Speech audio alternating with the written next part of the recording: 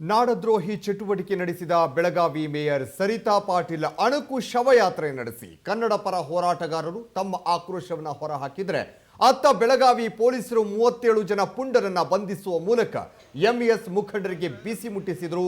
ಇಷ್ಟಕ್ಕೂ ಬಗ್ಗದ ಕೆಲ ಕಿಡಿಗೇಡಿಗಳು ನೆಲಕ್ಕೆ ಬಿದ್ದರೂ ಮೀಸೆ ಮಣ್ಣಾಗಲಿಲ್ಲ ಅನ್ನುವಂತೆ ಮತ್ತೆ ಎಂಎಸ್ ಮುಖಂಡರು ಪೊಲೀಸ್ ವಾಹನದಲ್ಲೇ ಮೀಸೆಯನ್ನ ತಿರುವಿ ಉದ್ದಟತನವನ್ನ ಮೆರೆದಿದ್ದಾರೆ.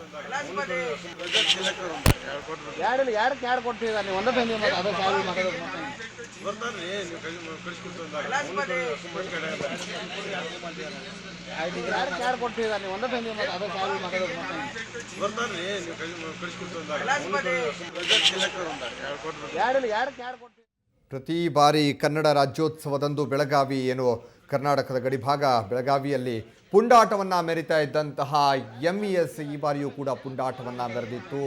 ಅಂಥವರನ್ನು ಪೊಲೀಸರು ಇವತ್ತು 37 ಮಂದಿಯನ್ನು ಬಂಧಿಸಿದರು. ಆದರೆ ಬಂಧಿಸಿದಾಗಲೂ ಕೂಡ ಪೊಲೀಸ್ ವಾಹನದಲ್ಲಿ ಕುಳಿತಾಗಲೂ ಕೂಡ ತಮ್ಮ ಬಿದ್ದರೂ ಕೂಡ ಮೀಸೆ ಮಣ್ಣಾಗಲಿಲ್ಲ ಅನ್ನುವಂತೆ ಮೀಸೆಯನ್ನು ತಿರುವಿ ಉದ್ದಟತನವನ್ನು ಎಂಇಎಸ್ ಕಾರ್ಯಕರ್ತರು ಮೆರೆದಿರುವಂಥದ್ದು ಈ ದೃಶ್ಯವನ್ನು ನಾವು ನೋಡ್ತಾ ಇರೋದು. ತಮ್ಮ ಮೀಸೆಯನ್ನು ತಿರುವಿ ಬಿದ್ದರೂ ಕೂಡ ನಾವು ಮೀಸೆ ಮಣ್ಣಾಗಲಿಲ್ಲ ಅನ್ನುವಂತೆ ಉದ್ದಟತನವನ್ನು ಕಾರ್ಯಕರ್ತರು ಮೆರಿತಾ ಇರುವಂಥದ್ದು.